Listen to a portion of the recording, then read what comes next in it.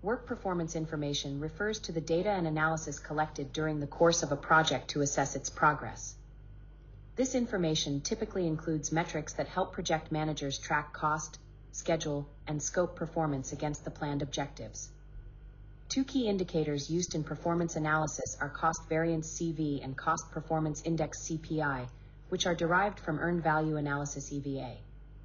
Cost variance CV. Cost variance measures the difference between the earned value and the actual cost of work performed. It indicates whether a project is under or over budget. Formula: CV equals EV minus AC. If CV is greater than 0, then the project is under budget, such that you're spending less than planned for the work completed. If CV is less than 0, then the project is over budget such that you're spending more than planned for the work completed. If CV equals to 0, the project is on budget, such that you're spending exactly what was planned for the work completed. Cost Performance Index CPI. Cost Performance Index is a ratio that measures cost efficiency and the effectiveness of resource utilization. It compares the earned value AV to the actual cost AC to determine how well the project is performing in terms of cost. Formula: CPI equals EV divided by AC. If CPI is greater than 1, then the project is under budget and performing well with respect to costs. If CPI equals to 1, then the project is exactly on budget. If CPI is less than 1, the project is over budget and resources are being used less efficiently than planned. Both CV and CPI are essential metrics in assessing the financial health of a project, allowing project managers to make data-driven decisions to control costs and avoid potential overruns. You are the project manager for a project to build a fence for $1,000. You are midway through the project, and based on the project schedule, you should have completed 50% of the work, but the actual accomplishment was only 30% of the fence. Also, $400 has already been spent on the project. What are the EVA for this project? Answer: approach. To perform earned value analysis for this project, we need to calculate the following key metrics. First, the budget at completion BAC. This is the total budget allocated for the project, which is given as $1,000. BAC equals to $1,000. Second, the planned value PV.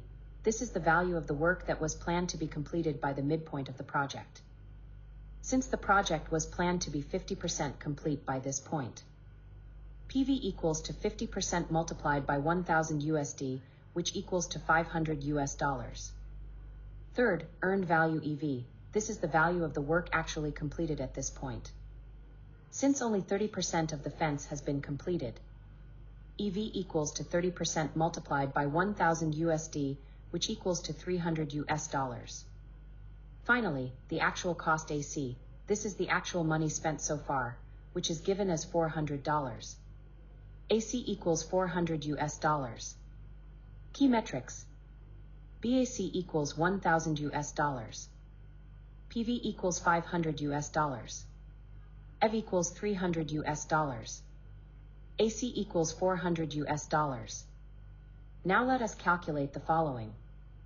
Number 1, cost variance CV, which helps us determine if the project is over or under budget. Cost variance equals to EVAC, that is $300 minus $400, which equals to negative $100. A negative CV indicates that the project is over budget by $100. Number 2, the schedule variance SB. To determine if the project is ahead or behind schedule, we calculate schedule variance. SB equals EV minus PV, which equals to $300 minus $500. Therefore, SB equals negative $200. A negative SV indicates that the project is behind schedule by $200. Thirdly, cost performance index CPI. To measure cost efficiency, we calculate the cost performance index, which is EV divided by AC, that is 300 over 400, which equals to 0.75, that is 75%. A CPI of less than 1 indicates that the project is not using its budget efficiently and is over budget. Finally, we calculate the Schedule Performance Index to measure schedule efficiency. SPI equals to EV over PV, that is 300 over 500, which equals 0.6, that is 60%. An SPI of less than 1 indicates that the project is behind schedule. The summary of EVA for the project. The project is over budget due to cost variance equals -$100 US. The project is behind schedule as the schedule variance equals -$200 US. The CPI of 0.75 indicates the project is spending more than planned for the work completed. The SPI of 0.6 shows the project is behind schedule in terms of work completed compared to the planned schedule. This heat map quantifies and prioritizes risks by evaluating two critical dimensions: probability, which measures the likelihood of a risk event occurring, and impact, which assesses the severity of its consequences should it materialize. By assigning numerical values to these factors, such as 5 for very high probability and 80 for very high impact, the tool calculates risk exposure scores, transforming subjective perceptions into actionable, data-driven insights. This enables project teams to visually identify high-priority threats and allocate resources strategically to mitigate them. The framework underscores that effective risk management hinges on systematic assessment, not intuition.